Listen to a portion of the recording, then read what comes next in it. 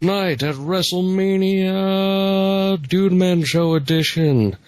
This week in a Hell in a Cell Elimination Chamber Steel Cage Extravaganza 3 Stages of Hell match, Mark, back from vacation, has turned heel and is up to new babyface Other Dude 92 to take him down a peg or two. Who will survive? This is the main event, so the babyface will most definitely win. It's WrestleMania. They'd be dumb to let the heel win. Oh wait, they've done that several times. So they kind of got into that habit there from the mid-2000s for a while.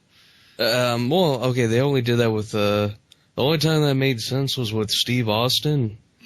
When he turned heel, because that was actually like a really good swerve. Yeah, well, it was almost immediately after that he won his heel that he turned back to being a good guy. So actually no, it took a while. Did it? It was like after the invasion angle when they brought WCW and ECW people in. I mean, they were still good, but he was still a heel.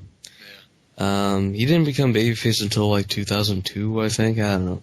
All I know is that when Triple H won as a heel, that was really dumb. Typically, the heel winning at the big event is kind of dumb because, I mean, it's not real. We all know it's not real.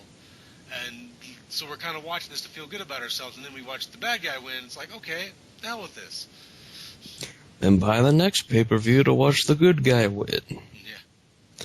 Anyway, it's time, once again, for realsy. This is actually the DudeMan Show. I haven't been on this goddamn thing in like 5 weeks. Yep, and I haven't done it for 2, so. Yeah, well, stuff happens. I was on the Digress session in the meantime, listen to people's life stories, and be really depressed. I was on there 2 weeks ago, too, so yeah, we both done that since we haven't been doing our show, but... Anyway, we must talk about, in honor of Rowdy Piper, we're doing the wrestling show. Recently departed Rowdy, one of the greatest heels who ever professionally wrestled. Yeah, he boxed Mr. T and was in They Live and Hell Comes to Frogtown, where he wore a exploding codpiece. This man was a legend. Yeah. He was one of the few wrestlers that actually made good movies. And by all accounts, like, despite the fact that he played a heel, I've heard people who met him said he's a super nice guy. Yeah, well, that's because he's Canadian. Yeah, they said, you know, if you met him and you're like, hey, can I take a picture with you? He's totally cool about it. He'd take a picture with you, he'd sign stuff. Yeah. Nice guy. Yeah. Yeah, unlike that Hulk Hogan McRacist man. Yeah. I actually have heard from people that he's a bit of a dick. Like, he's kind of like, I'm better than you. And, Yeah.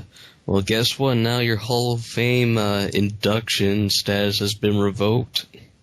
Which, by the way, seems completely stupid to me. He's still, like, one of their all-time great wrestlers and someone who really founded their whole concept. But that doesn't change, right? I mean, that's still... Maybe it's also because he was a dick for so long, and they're like, okay, this is like the one chance we get for, like, getting rid of this guy. Don't worry, I think Total Nonstop Action Wrestling is going to pick him up immediately after. Yeah, I think part because of the that's how that one company works. Like, when Jeff Hardy had drug problems and he got fired from WWE... He went to TNA. TNA picked him up and was like, we have no morals. Kurt Angle, when he was, like, you know, suffering from, like, drug problems and whatnot, TNA picked him up. Well, and I think part of the deal with the Hogan is, too, that Vince McMahon doesn't like him, hasn't liked him for a long time, and took this opportunity to get rid of him. He might have even leaked the audio if he could have done it. Yeah. Because Vince McMahon is a horrible human being. Like, nothing to do with pro wrestling at all, just as a person, he's a shitty person. Yeah, he is. Yeah, very, very crappy. Yeah, you read how he treats the wrestlers who aren't his big stars. It's like, wow, it sucks to be them. Yeah. Also, keep in mind, he doesn't care what you like. He just like, you like what I like, and I'll go to friggin' kick you in the ass if you don't. Hence, I quit watching pro wrestling. Yeah. And then, like, so many people complained to the point where creative was just like, Jesus Christ, man, we have to change it. Actually, I quit watching after the WCW collapsed, because it felt like when they collapsed and there was no more competition, that they just kind of like, we're just going to kind of half-ass our way through this for the next decade. I mean, it's not like they had a gimmick where a guy played a mentally challenged person. Oh crap, wait, no, that did happen. Yeah. Yeah, and his name was Perry Saturn. That's a wrestling joke. But seriously, if you ever look at Perry Saturn, the guy looks like a potato. He was bad. He was a decent technical wrestler. Get Perry Saturn. He's actually a really good technical wrestler. He just couldn't cut a promo, and then they gave him a mop because he legitimately punched somebody in the ring. Like, this rookie guy botched a move, and he was just like, oh, you're gonna screw up, I'm gonna start legitimately punching you, and then creative got pissed and gave him the mop gimmick to, like, here, if you're gonna be a jackass, then here you go. Here's a mop. But anyway. Alright, so who's your favorite professional wrestler of all time? Okay, we should do, like, if we have multiple, we should do, like, just talk about a whole bunch. Okay, we'll talk about a whole bunch. Alright, mine, like, when I was a kid, I was like, Macho Man and Undertaker. Yeah. Well, Macho Man, Undertaker, and Goldberg. For, like, obvious reasons. For Goldberg, because he was, like, a big dude who just, like, decimated everybody. Yeah. Yeah. But back when I was really young, I remember really liking, despite the fact that he played the heel, I really liked Andre the Giant. Because he was such a big dude. How could you not like Andre? Yeah, well, here's the thing. Like, rewatching some of his stuff. Like, right when you and me were watching, or most likely you watching him, I didn't watch him when I was a kid. During that time, his health was kind of going down the crapper. Yeah. A lot of his matches were, like, really not good, and he was just kind of, like, struggling. Yeah, I went back and watched some of his stuff from the 70s and the early 80s. Now, he was really excellent professional wrestler at one time. And unfortunately, the era most people know him from the late 80s, he'd gotten pretty slow. His back was clearly bothering him. He couldn't move like he had once. And even then, though, he still had the size to make a good match because, you know, you still weren't going to roll through this guy even when he couldn't move. Yeah. But, yeah, no, by the way, also super nice guy in real life, apparently. So. And French, too, if you couldn't tell from his voice. Yeah, from his thick accent and his unbelievable level of wine, which apparently was a cask a night. No, I mean, I wouldn't be surprised. He's French, after all. Ha, ha, ha. Anyway, okay, so Goldberg, he was, like, unstoppable. Incredible. He had a physique. He was athletic. People thought he was overrated. I was just like, you're dumb. He's great, damn it. And he actually was after rewatching him. And then Kevin Nash, because he's a dick, because WCW had a policy where wrestlers could book their own matches. Kevin Nash booked, so he won, and completely, like, tanked Goldberg's career. Yeah, I don't believe for a second that in an actual fight, Kevin Nash can beat Goldberg. Yeah. Oh, man. Nash never looked to me good at all in the ring. Nash always looked pretty bad to me, even at his best. He was always kind of big and slow. Yeah, well, I mean, his knees were just shit. Yeah. He ruined him playing basketball in college. Never was. Yeah. A great athlete. Yeah, but I'm big enough to be in movies and wrestling, but to be fair, in movies he's much better. Yeah, I'd say in The Longest Yard he's actually pretty hilarious, but... Yeah. Because sort of taking pot shots at his own masculinity, which I thought, that's a pretty bold move for a guy in his position, but hey, there he was doing it, so good for him. He's also the Russian in The Punisher, which was a really bad movie. Yeah. He was a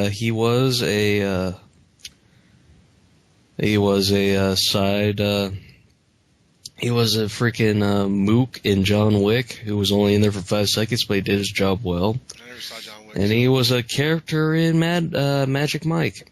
I never saw Magic Mike either. Yeah, he's one of the strippers, Tarzan. That's funny. Yeah. Still has a physique, I guess, or they just digitally edited it. I don't know. Oh, he probably still got it, because, steroids, you can keep a physique for a long time, so. Yeah. Yeah. Man, you gotta be one of them freaking strong men. You get you don't get a physique, but you actually get muscle. Yeah. Let me make this abundantly clear. Like, all the pro wrestlers work out. All pro wrestlers do performance-enhancing drugs of some type. They might not all do steroids. It might do Daniel Bryan doesn't, but if you've ever seen him, but I would not be surprised. I've seen Daniel Bryan, but if he's on like the HGH and those things, like those super protein things, would not be surprised. I wouldn't either, but his physique hasn't really changed that much. Mm-hmm. He's still, Okay, he's not skinny. I mean, he still, like, works out, but he's still, you know. Yeah. Kurt Angle, by the way, clearly someone who went on steroids when he went to pro wrestling, because I remember him as an amateur wrestler. I actually paid attention to amateur wrestling at one point in my life, and I remember him being a very good amateur wrestler and having hair, by the way, too. And he was a skinny guy. Like, when he actually did real wrestling, super skinny guy. Yeah. And now he's, like, bloated like a tumor. Yeah. Also, same thing with Rey Mysterio. That guy used to be skinny as a rail, which made sense because he was a cruiserweight. Then he went to the WWE, got, like, bloated, and he couldn't do Hurricane Ranas anymore. Oh, really? I haven't seen him in a long time. So I only remember well, him being okay, to be fair, also he's old. He's, like, 40 now. Yeah, so he should be. Yeah, I was thinking he's probably well into his 40s, actually, but... Yeah, but, like, even so, when he wasn't old, he was like, you know, I'm not doing Hurricane Ranas anymore. My knees are crap, my back sucks, and I did roids. Mm-hmm. Like, I mean, for the later half of his WWE career, he wore a shirt underneath his, like, physique. Because, okay, one, he might have had back knee, and two, he didn't want to show off his freaking, his freaking, roid belly. Yeah, roid belly is a nasty, nasty condition. Yeah. Happens to you when you get older and you do a lot of roids. Yeah. Happened to the Road Warriors. Yeah. Especially Animal. Alright, anyway, I'm speaking of steroids, unfortunately. I must talk about Macho Man. Mm-hmm. That guy also did a lot of roids, but at the same time, he was, like, crazy good in the ring. Yeah. No, he had a lot of skill. Yeah, he had a lot of skill. He had the best promos of all time. Because, man, this guy just reeked charisma. He went in there, he would just shout complete nonsense most of the time, but for God's sakes, he knew how to turn that around and make that into a great promo. Yeah. It's like, you garbage! I always thought he was, I always liked him a lot better than Hulk Hogan because he could actually wrestle. I mean, Hogan had the charisma, but he never had the wrestling skill. Actually, Hulk Hogan knew how to wrestle, kind of, if you ever seen any of his Japanese matches. Oh, yeah? It's just that because he was like the top babyface, he wasn't allowed to. Oh, really? Yeah. But, I mean, he wasn't that, like, you know, he was a bit sloppy, but at the same time, he knew how to, like, make a match. He wasn't like a Ric Flair or Ricky Steamboat who really Oh, knew what they were doing. no. Like, those are the guys that looked just great when they were in the ring. Like, they looked like they knew exactly what they were doing. Good old Ric Flair, I'm a crazy man. Mm-hmm. You know, it's like, woo, woo, slap, slap. I would go to, like, retire in a freaking really sad match, then join TNA and be in a garbage match with Mick Foley who can barely walk anymore. It's kind of too bad that that's how people think of Ric Flair now. They should go back and watch his, like, 80s matches when that I've seen them. Oh, yeah. I know. I just figured you have it. I'm just saying people listening, man, you know, they don't... Yeah. If you want to see how Ric Flair... I think Ric Flair and Sting. Yeah. Who do you have the 60-minute match against in the early 80s? I know he had one against Lex Luger, but I think that's like... Yeah, that's later. This was either Steamboat or Snuka. I can't remember which one it was against. Okay. But he had like a 60-minute match where, I mean, they didn't stop for 60 minutes. They were pulling off moves for 60 straight minutes. It's actually a pretty impressive physical feat for them to go at it. I'm pretty sure it was Snuka because he kept getting up on the ropes and jumping. Oh, God. Speaking of scumbags, Jimmy Snuka's one. Oh, is he? See, I don't know. He kind of choked his girlfriend to death and got away with it. Oh, yeah, okay, that's a terrible person. I wasn't aware that Jimmy Snuka had done that. And so, yeah, Jimmy Snuka's a scumbag. Yeah, you choked your girlfriend to death. That's pretty much a red flag. That's a red flag. Oh, if you ever seen him now, he looks like a senile cripple who poops himself in a diaper. Yeah, well, he should be. Well, he jumped off the ropes forever and off the cages and stuff, and he's fallen a long ways, and he's now probably almost 70, isn't he? Yeah, so, hey, guess what? Time got back to him, and hopefully someone chokes him out. Not to death, but just chokes him out. Yeah. Well, one thing about being a professional wrestler, like scumbag or no, I mean, you're basically throwing your body around, putting yourself through a car accident consistently, so you're probably not going to be really worth a shit physically by the time you're 50, 60 years old. Probably. You're probably going to be a broken mess. Oh, man. Yeah, Macho Man. Let's talk about Macho Man again. Hey, Macho Man. Yeah, that guy, super charismatic, had some of the best promos of all time. One time he brought a little garbage case, like, this is what you are, you garbage. I mean, I can't do reenactments of his great promos, so you probably had to go see, like, yourself. But great promos, great wrestler. I'm not sure about the guy. Funny, very funny cameo in Spider-Man. Yeah, very funny cameo in Spider-Man. Had a really good 2 interviews in Arsenio Hall. Yeah, Arsenio Hall, like, used to interview wrestlers. Okay. I've never seen Arsenio Hall interview a wrestler, so I didn't know that he had done that. But Yeah, he did that with Hulk Hogan, him, twice, and the Ultimate Warrior, and Rick Rude. I gotta think the Ultimate Warrior was kind of a waste of time because it was just... It was pretty funny in the beginning because he just couldn't sit still, and Arsenio was like, sit down, damn it! And I think he might have done Piper. But yeah. Anyway. Piper was probably funny because Piper was always funny. Yeah, but anyway, it's time for me to mention my third favorite. The Undertaker. Because suburban white kids loved everything that was a goth. Either hardcore or a goth, even though they wouldn't commit to the actual lifestyle. Yeah. By the way, there was a guy, usually a lot of times guys with size aren't particularly good wrestlers.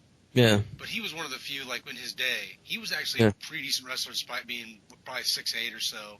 Yeah. However big he actually is. I think they say he's sure as hell a lot better than his brother who tried to murder him on screen, like kayfabe-wise. Or wrestling-wise. Yeah, it's not his white brother, yeah. Yeah, it's friggin' Kane, who was like the Undertaker except slower. Yeah. And couldn't sell anything. Like, if the Stone Cold or Triple H did their finishers, he'd stick his knee out so he wouldn't actually take the hit. So it's just like, oh, you wiener. Yeah, I will admit though, in the early 2000s, just before they had him take his mask off, when he was teaming up with his brother a lot, I thought he was kind of funny then because he was just being acting like a big goofball. Yeah. Actually, that was the most I ever liked Kane, when he was just kind of acting like an idiot. It worked. He was funny. He was funny as kind of the goofy sidekick to the Undertaker. I did wish though that he would just stop trying to like unfrizz his hair, because his hair he wet it so it wouldn't like go crazy. Yeah. But too bad. The longer the match goes, like in the Royal Rumble, his hair was freaking crazy. Yeah. He looked like freaking Haku. Yeah, he must have some really froey hair. Oh man, his hair was incredible. They didn't try to shave it. I'm just like, dude, your hair is like freaking way too crazy for you to pull that off. Well, he's I mean, we could see your freaking... It's not like you're... So. He's not even bald. He still could grow out his hair. He's balding. He's got that's true. Widow's Peak thing going on when he grows his hair out now. Yeah, well, he looks like a goob. He always kind of did, though. Yeah. He's kind of a big, goofy-looking guy. But The Undertaker, he was a goob for a bit, but then he became a badass again. He was always badass in my eyes. He knew how to wrestle. He had amazing promos. Actually, no, that was because of Paul Bearer. If he ever did a promo himself, he'd suck at it. Yeah. Yeah, he's very athletic. He does crazy stuff. He could go over the top rope. He could just fly. He tries doing that stuff, and he almost necked himself one time against Shawn Michaels. Like, literally, he landed on his freaking head, and he somehow didn't, like, die. I didn't mind his when he was like a biker guy, like when they did that thing. I didn't like it because that required him to do promos. That's true. Also, it's just like the dude's like, you know, for some reason he couldn't like. He felt like more like a midlife crisis at that point than like pretending to be a goth demon guy. Yeah. Like he could somehow pull that off just fine, but no, the freaking, you know, I'm a giant ginger. Fear me. I have a motorcycle and that biscuit does my theme song. I'm like, oh god. Yeah, we all found out his hair's not really black. Like that was the one interesting thing about that point. Like that was totally a color job. His hair's actually god, you're ginger. Brown is red. Yeah. My life is a lie. But yeah, guy still looks good even though he's 50 now. Yeah, I mean, does he still wrestle? I mean, I don't watch him much He anymore. he does like special events like he always does WrestleMania. I gotta think with his size, his knees have probably left him. Yeah, he could still do stuff. It's just the main issue is just that like his streak got ended by Brock Lesnar because he suffered a concussion like 2 minutes in. Oh, really? Yeah. So now he's like 21-1 or 22-1 now. Oh, is Brock Lesnar pro wrestling again? Yeah, he is. Okay. He's actually he's really good. He just doesn't do much. Yeah. Mostly because he didn't know what to do with him once he won the title. Like he had a match with John Cena where he just destroyed him. Yeah. And then everyone was like, yeah, fuck John Cena, eat him. And then he had a really good match with Roman Reigns. Yeah, I mean, who got booed everywhere he went because Vince McMahon wrote his promos and he thinks people still talk like they do in the 50s. And it was like, suffering succotash. Oh, that's funny. Brock Lesnar was a guy I liked watching him in the ring because he actually was really good, but he's one of those guys who's like a good enough athlete to be a great pro wrestler, but not quite good enough to do anything actually athletic. Yeah, he tried UFC. He was okay in that. Tried professional football. Remember that he tried to make the Minnesota Vikings. Oh, God. Yeah, he didn't make it. Yeah. This guy's a several-time national champion at Minnesota, so clearly he's a great athlete. Yeah. He's like, I gotta do my people right, join the Vikings, and me as a Packer fan is like, you sold out, fuck you! But, that's besides the point. Point is, Undertaker, he's immense. He has a pretty interesting, history evolving his character. I mean, he used to have a much more goofy outfit. They became more of like an evil, minister of darkness with his own little posse of, jobbers. Like Gangrel and Viscera. Yeah, that was the 90s, wasn't it? That was the and late 90s. He had Gangrel, Viscera. He had the Big Show. It was like the only non-jobber he had, even though he came into the Federation fat. I like Paul White, by the way, the Big Show. He's a fun guy. He's especially when he's outside the ring and he's just doing stuff. Yeah. He's actually fairly articulate and doesn't seem like he's a complete moron. Yeah. And he's a fun dude. He seems like a really nice guy, and I kind of like watching him in the ring because he's clearly just enjoying himself. Yeah. Just the main issues that even though he did come in fat, he was still pretty good up until a certain point. Mm-hmm. He was crazy. If you look at his WCW stuff, he went off the top rope. Yeah. Well, here's the thing I always thought about him is okay, how are you going to convince me anybody could actually get this guy to the ground? Hulk Hogan! Rah! Yeah, he was Paul White's such a big dude. I don't know. If you throw a bigger dude at him like Vader, I think he could do it. Yeah, you have to have someone big like that to. But when I remember when Steve Austin had a match against him, I thought, Steve Austin's great, but there's no way. Yeah. Well, Steve Austin could take on the Undertaker, but. Yeah. But Paul White's too big. Oh man, did you ever hear the Stone Cold song? The Stone Cold song. Burner, drink beer. Burner, beat Deborah. Burner, race some hell. Burner, oh hell yeah. Steve Austin. Apparently we had that one domestic abuse thing, and that's never left him, which is good. It probably shouldn't leave him. But yeah, I know. Him and his wife. The sadder part is that's not that doesn't make him the biggest scumbag in wrestling. There's still people bigger. Well, and from the account that I read on the story was that they got into a physical fight. They decided they were going to go at it, and of course he won the physical fight. No shit, Yeah. But yeah, and it's too bad because he's actually a fairly charismatic guy too. Yeah. He's got a podcast now. I don't know if you've noticed that. One of my friends was a lot of wrestlers have podcasts. I'm just how the hell are any of these guys getting views or money if they all have one? Mm-hmm. Chris Jericho has one. Jim Ross has one. I can't imagine Chris Jericho saying anything that would matter even a little bit. That guy's obnoxious little shit. But he's a good wrestler. He's a good wrestler, but as a person, super obnoxious. I've always thought Chris Jericho super obnoxious. Yeah, I had a really good match with Ricky the Dragon Steamboat when he was 50. Mm-hmm. Yeah, in the ring, he was really good. He had a couple matches with Christian, I remember being really good, and, or was it Edge? Oh, he had more than that. Triple H. I'm just trying to remember. I know he's had some really Throat's good matches. dry. Chris Jericho's got my throat dry. Can't talk about him anymore. He actually had a couple good matches with Steve Austin, too, back when. Yeah.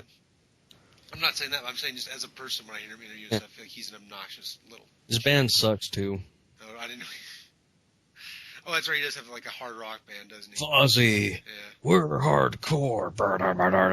Yeah. You cannot stop me. I'm Chris Jericho. If it was the mid '90s, they'd be hardcore, but no. It's Yeah, but anyway. 20 years ago.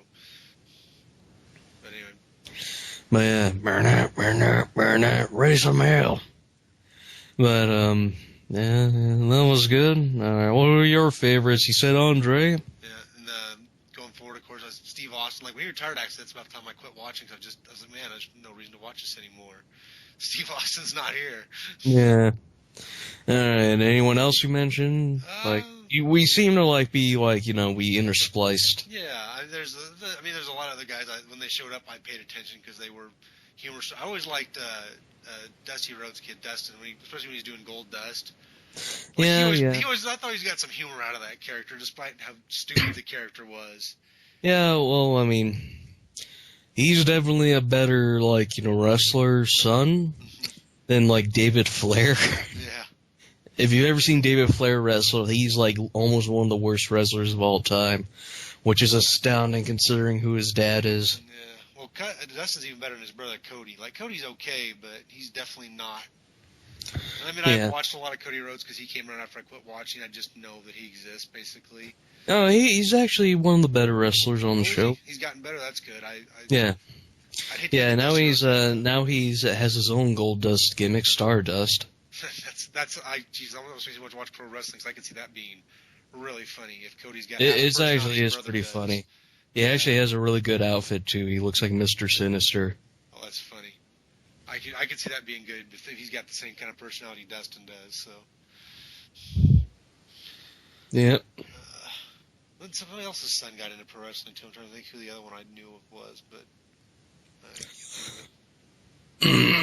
All right. Well, I never liked Sergeant Slaughter. I remember a lot of people being big fans of him, and never was. Well, he only had a gimmick. His wrestling was atrocious. Yeah. I like The Rock. Like, I'm going to give The Rock credit because he was fun to always watch. He was charismatic and a good wrestler, even though he had a really bad belly-to-belly suplex. and the People's Elbow was about the dumbest move in all of pro wrestling. Hey, that move was actually really fun to watch. It was fun to watch, but it was like, there's no way. This is like one of the moments you like, this is so fake. I mean, it's like a less dumber version of the Worm. Oh, the Worm. That might have been the worst professional wrestling move of all time.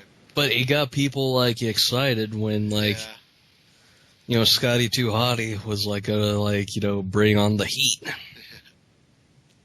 But anyway, that's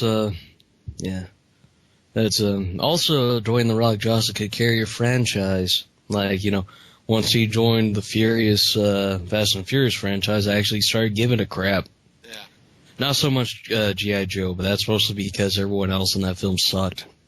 Well, he's one of the few pro wrestlers who showed up and can actually act a little bit. He's got some decent acting chops. He had the best one-liners in Furious 7.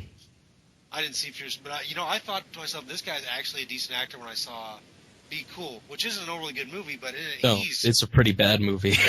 It's got moments. It's one of those films that should have been better. Had they went with a more extreme version like they did in the first film, but his part in it's actually pretty decent. Yeah, I agree. And anyway, that's besides the point. The point is, let's talk about Jim Ross. Jim Ross. I love Jim Ross. I love Jim Ross, too. He's the best commentator of all time. Yeah. Jim Ross commentating. This will be short but sweet. He says some crazy, shit. He'll get passionate about the right things and then the wrong things. And then, he'll, just say random crap, in WCW. They had, a lot of Japanese wrestlers, like the Great Muta. And, Ric Flair was getting attacked by them. And Jim Ross was all the Japanese are attacking Flair. Okay, this is what I want to... And then, we can't forget the classic when Undertaker threw Mankind over. He's like, as God's my witness, he's broken in half. This is the one thing I want to say about Jim Ross that I really honestly believe. Jim Ross really cares about professional wrestling. He does a lot. puts everything he has into it, even if after suffered a stroke and everything, and being in poor health, he continues to sort of, that's his whole thing. Loves professional wrestling. Yeah, and then freaking can't forget when Triple H turned heel. He's like, "Why, Triple H? Why, you son of a bitch? Why? Why?" He sounded that angry too. And by the way, this almost pains me because Jonathan Coachman's on. He used to do Pro Wrestling. He's now on SportsCenter. He's a good SportsCenter commentator, by the way. Yeah. Can't fault him. But every time I see him, I think about the time Jim Ross gave him a Stone Cold Stunner and pinned him. Yeah. like unfortunately, that's going to haunt Jonathan Coachman. I think just the wrestling business is going to haunt Jonathan Coachman in general because they did a lot of humiliating, messed up stuff to him. Yeah, and he's actually a good anchor for SportsCenter. He's actually really good at that. Hey, if anything else, he got that job because of wrestling. Yeah, like he's able to move up. I got to think when ESPN offered him a job, he's like, oh, thank God. Pretty much. I'm free from Vince McMahon. Yeah, I don't have to like freaking like do stuff in my underwear anymore. I don't have to let an old fat man give me a Stone Cold Stunner and pin me anymore. To be fair, Jim Ross has lost a lot of weight. Yeah. He had not lost a lot of weight when he defeated Jonathan Coachman. Yeah, that's true.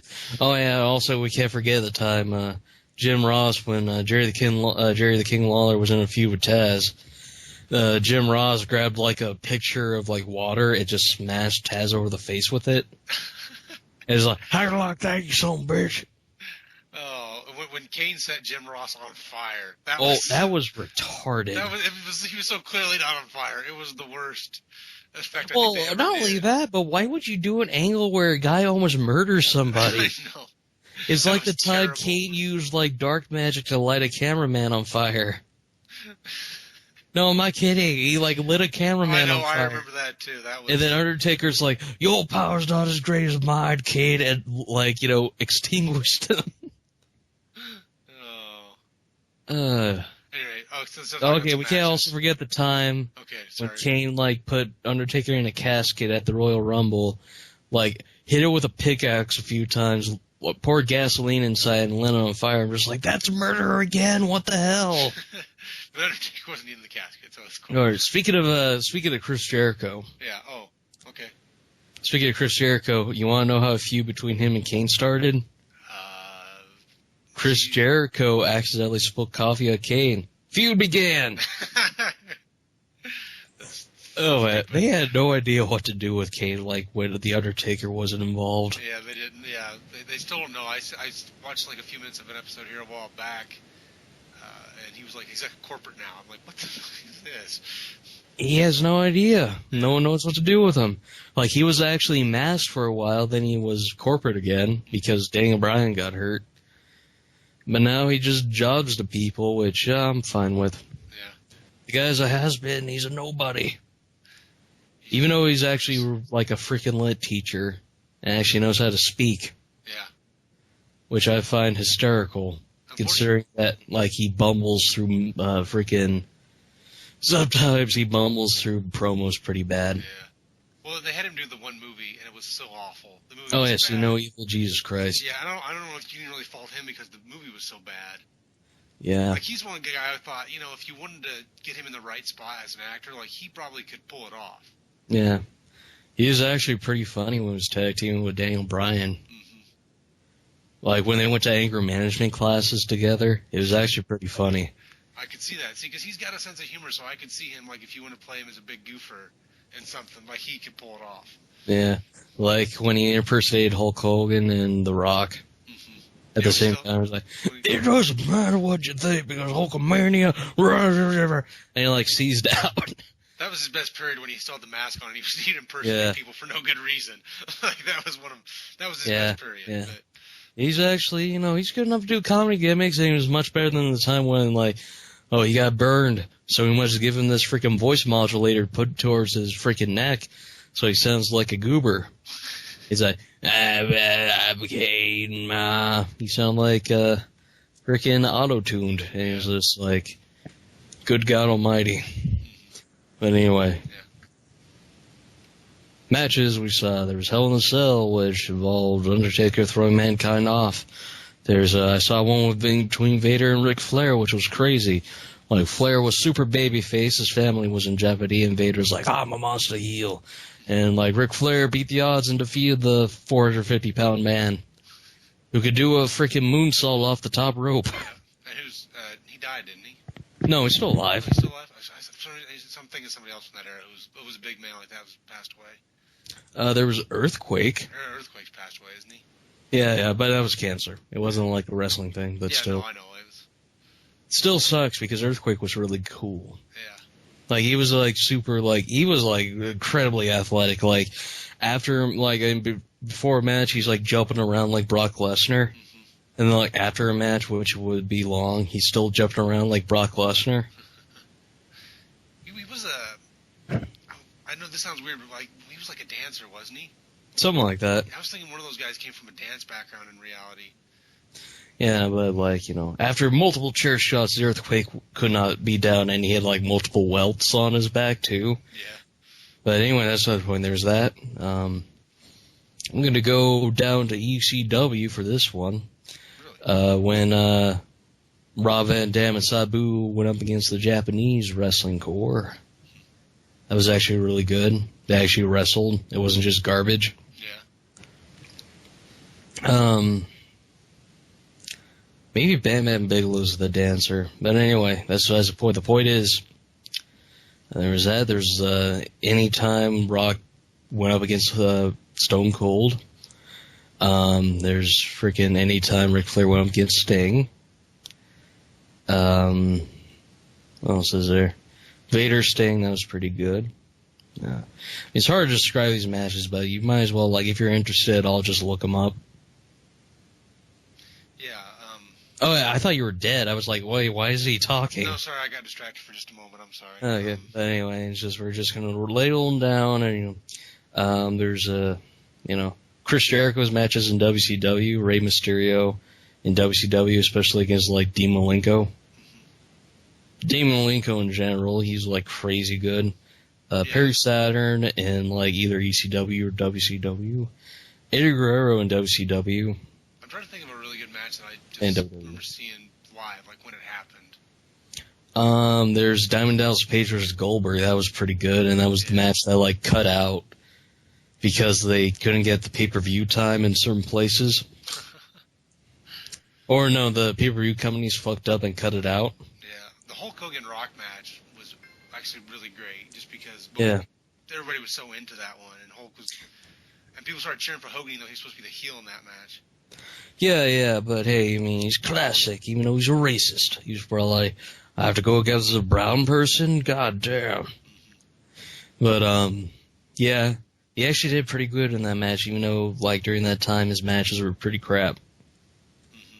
Yeah, there was that. There was, Kurt Angle versus Brock Lesnar. That was also great.